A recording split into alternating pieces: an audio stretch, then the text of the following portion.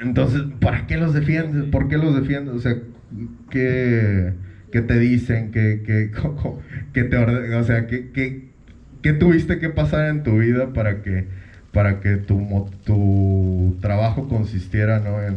En reprimir a los que, según esto, juraste proteger, ¿no? Eh, hasta aquí mi... Hasta aquí mi... Perdón, no sé. Sí, no, muchas gracias.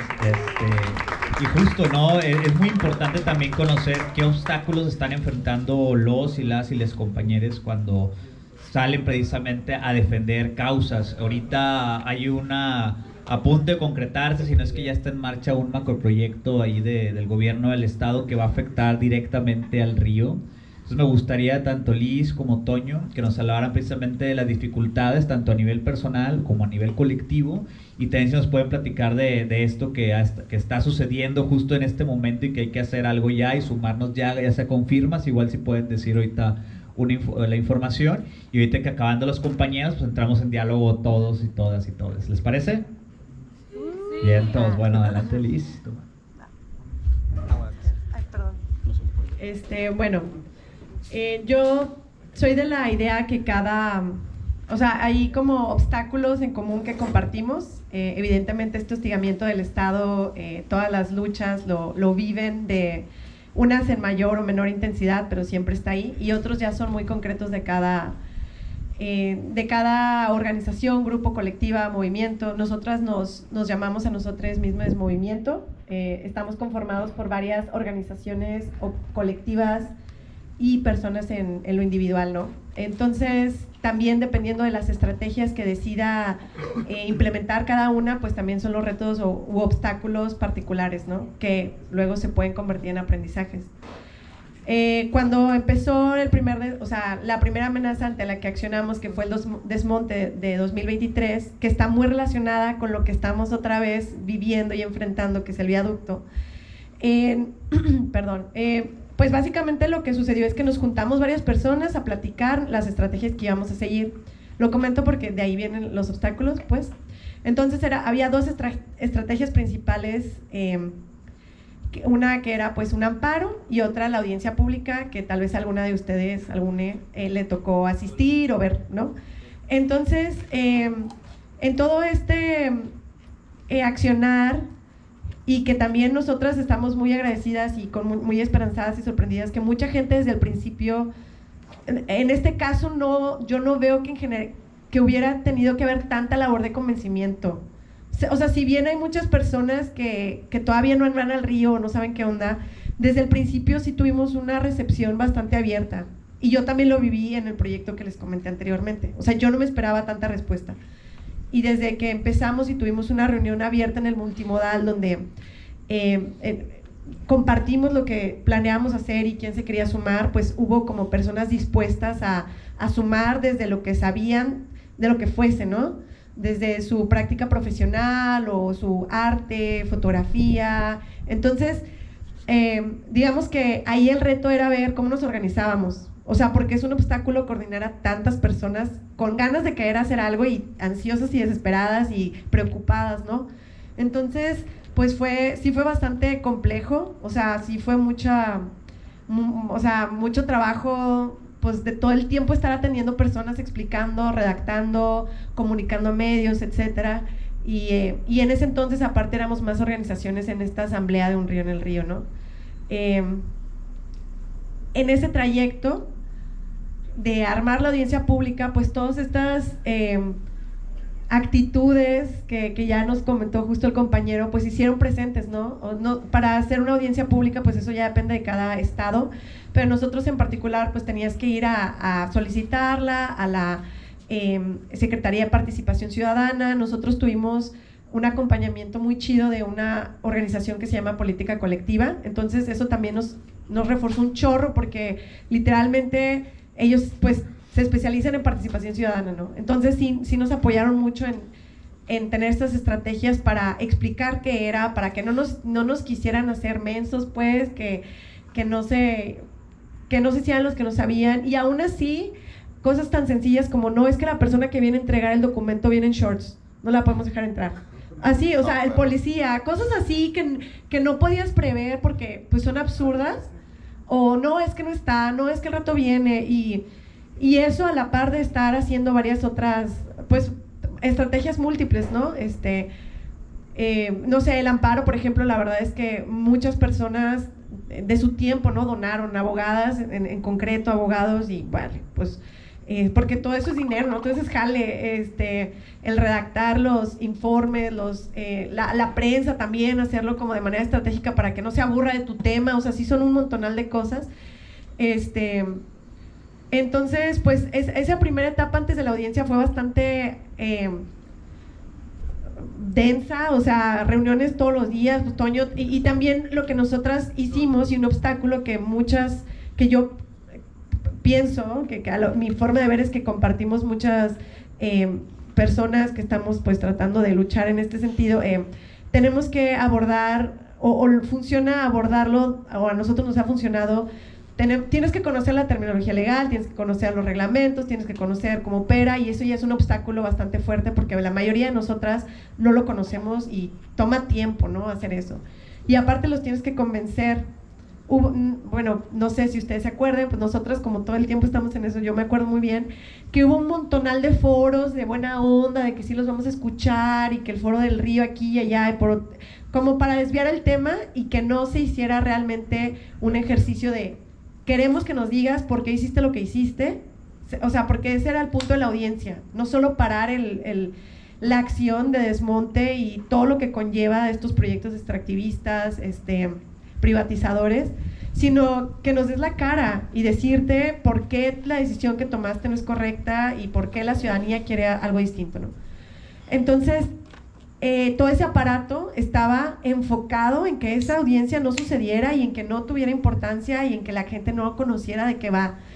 Entonces fue mucho o sea, mucho también entre nosotras, no sé si llamarlo obstáculo, pero sí es una dificultad, y al final pues creo que uno va aprendiendo de eso, de vamos o no vamos, qué significa si vamos, estamos legitimando no, pero si no vamos a saber qué están diciendo. Entonces como todas esas conversaciones más todo lo demás, pues es más o menos como, digo, para que se den una idea de cómo al menos cómo funcionamos nosotras. Y al final en la audiencia, incluso antes de que empezara, nos dijeron, no vamos a llegar a acuerdos, no sé para qué vienen, y si nosotros no hubiéramos tenido la información del viaducto, la verdad, o sea, no sé muy bien qué hubiera pasado, pero nosotros ya estábamos dispuestas a que si no llevábamos acuerdos, pues nos parábamos y nos íbamos, ¿no? Y pues nada, o sea, esa fue como la primera parte, digamos. En la audiencia se logró este compromiso que casi 2 años no se ha cumplido, que es que el río Santa Catarina sea catalogado como una área natural protegida en la modalidad corredor biológico ripario, porque esa modalidad garantiza su conservación, a diferencia de la que tiene, que es como parque lineal, que era, no sé si se acuerdan que había como los carriles para las bicis y todo este rollo. Entonces, pues nada, o sea, tuvimos como ese primer corte, yo le llamaría así. Hubo gente que ya no está en la asamblea, que estuvo en su momento, etcétera. Y ha sido como una serie de estrategias diversas, por ejemplo, de ir al río de manera constante. O sea, es algo que nos planteamos de manera muy categórica y muy firme, porque ¿cómo va a ser que estamos defendiendo un espacio que ni vamos, no? y esa misma acción conlleva obstáculos también de organización, de diálogo, mucho diálogo entre nosotras. Tenemos juntas todos los días, toda la semana, a todas horas, y documentos, y nos hemos tenido que ajustar, ¿no? A hacer minutas y hacer exceles y no sé, ubicar especialistas que pueden ser aliados o los que no, para hablar ese lenguaje que funcione para informar a las personas, a la ciudadanía, de cómo va, de qué son los procesos, de qué está pasando, de manera clara, pero también decirles, oye, no nos puedes hacer mensos, esto está en la ley, esto está en el reglamento, estas son las especies que hay, este es el valor, etcétera, ¿no? Entonces, pues sí, o sea, ha sido toda esta cúmulo de acciones, y no voy a tocar el viaducto para que lo toque Toño, porque sí, o sea, justo no sé si alguno de ustedes tuvo oportunidad de ir la semana pasada que fuimos a a una reunión pública de información que yo sentí que era como el round 2 de la audiencia, o sea, fue... o sea, fue esta opacidad de información, esta opacidad de procesos, a pesar de que nosotros estamos ahí todo el tiempo checando que no... ¿Puedo hacer una Sí, nota claro. al pie de página? No, yo supongo que tienen en común todos los trabajadores que metió Movimiento Ciudadano, de que todos están bien puñetas, ¿no? O sea, o lo que le siguen contestan cosas bien pendejas. O sea, te explican según ellos, para que todo el mundo lo entienda, ¿no? Pero ellos no lo entienden, están, repito, o sea, de verdad, el Abraham, el men de movilidad y el men ese de la muestra, ¿no? De que no, créeme, porque yo te lo estoy diciendo. Son unos puñetoides, de verdad, de un nivel, Dios mío, ¿no? O sea, como calcados de Samuel García, ¿no? O sea, todos son más inteligentes que Samuel García y aún así están bien pendejos, ¿no? Sí, pues, digo, ya para ir cerrando y pasarle el comentario a Toño, pero sí, o sea, sí vivimos esa frustración de ver esa incompetencia, esa falta de perdido diplomacia, ¿no? De perdido prepárate un poco para decir una mentira más elaborada, no sé, algo así esperábamos, ¿no? Nosotros. Entonces, pues sí, o sea, en todo este tiempo que hemos estado yendo de manera constante al río, es un reto mismo el ir, porque cada vez se cierran más accesos, porque están las construcciones del metro, que no son en el río, pero sí son en el río, y también, pues, vigilancia, ¿no? O sea, de repente ha tocado estar con los de Limpia León y Fuerza Civil, que van, que qué están haciendo, etcétera. Y el mismo río es bastante vasto y es muy grande, y es enfrentarse también a que cualquier persona puede estar ahí. Si bien hay habitantes del río, personas que se refugian en él, también hay personas que claramente pues ya hemos tocado toda la crisis de inseguridad y también está presente ahí. O sea, todas las crisis están presentes en todos los territorios de manera distinta. Entonces, pues sí, o sea, yo creo que esos han sido los mayores obstáculos. Yo creo que algo que sí puedo rescatar mucho es que esa presencia constante ha bajado esa barrera de deslegitimación, perdón, que empezaron desde el principio, porque al principio nos trataban de gente que no sabe, que no, y ha sido pues, poco luchar contra eso, y sí, y ahora no sé si Toño quiere compartir también su visión, lo del viaducto y pues todo este rollo. Gracias, Liz. Yo les diría, o sea, como planteas la pregunta de los obstáculos, de las amenazas, y yo también quisiera añadir lo que ha funcionado, que creo que también lo planteaste así, ¿no? Yo les digo, una de las peores amenazas es lo que están viviendo ustedes, o sea, la represión a ese nivel. O sea, es decir, en el caso de su compañero estamos hablando de un preso político, de este revivir de lo que el gobierno llamaba la disolución social, por ejemplo. O sea, el gobierno ya identificó la movilización como una amenaza al estado de las cosas que ellos quieren promover y está mandando un mensaje de lo que les puede pasar a cualquier persona. O sea, te pueden detener y te pueden coartar tu libertad, ¿no? Que es como un valor fundamental de todos los que estamos aquí. Para mí esa es una de las principales amenazas. Y bueno, yo veo que a pesar de eso no pierdes la alegría. A mí no pierdes la alegría, ¿no? O esta manera sarcástica de comunicar la tragedia, que es mejor reír que llorar. Justo, yo tengo en la memoria la canción de Rubén Blades, a mí me gusta mucho su latín, ya se tiene una canción que se llama Déjenme reír para no llorar, ¿no? Porque es para llorar. O sea, el que una persona esté privada de su libertad por manifestarse con secuelas también. O sea, como agravando la tragedia, ¿no? O sea, eso es terrible, o sea, eso le puede pasar a cualquier persona. Yo diría que tengamos en mente que le puede pasar a cualquier persona lo que ustedes y el compañero está viviendo. Eso es terrible, ¿no? Y yo también hablaría un poco de la apatía. O sea, para mí, aunque ahora yo veo como un revivir de la movilización y de la conciencia, me parece que todavía es minoritaria. O sea, yo creo que nuestra ciudad o nuestra comunidad es un ejemplo de las peores tragedias sociales y ambientales que pueden ocurrir y no reaccionamos. Para mí, justo lo hablaba hoy, en la tarde vi a una persona de la Ibero que está haciendo una investigación y yo le platicaba de cómo para mí una de las peores tragedias es la desaparición de personas. Y y ya tiene 15 años de que todo el tiempo desaparecen personas, miles de personas que no sabemos dónde están.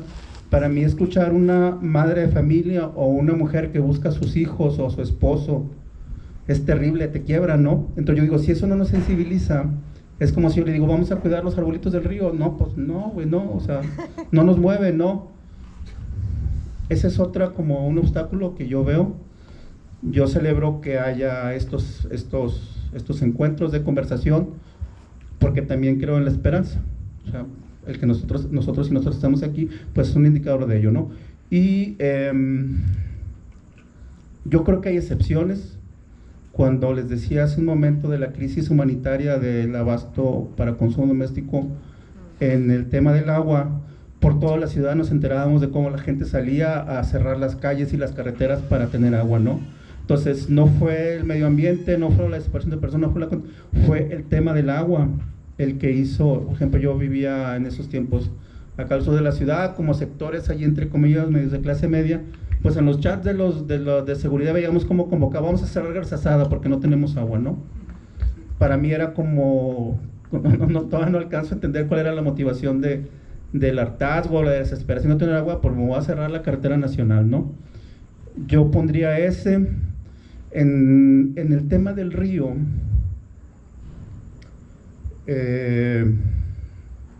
pondría una vivencia personal, quienes estaban en esos, como en la titularidad de, para mí es importante la amistad. Yo, una decisión mía ha sido priorizar la amistad y la querencia que esto implica sobre cualquier tema, ¿no? Entonces, quienes estaban en las instituciones de gobierno, antes estaban, Paco los conoce, Liz también, para mí ya no vale ni la pena nombrarlas, pero eran mis amigas y mis amigos, ¿no? Y ya para mí era como, ¿por qué nos estás tratando así, güey?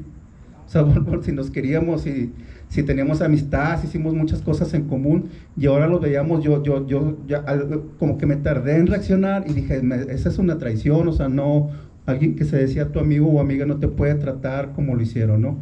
Hay una parte personal que todavía está vigente y que yo no he sabido cómo manejar. Pensaría también como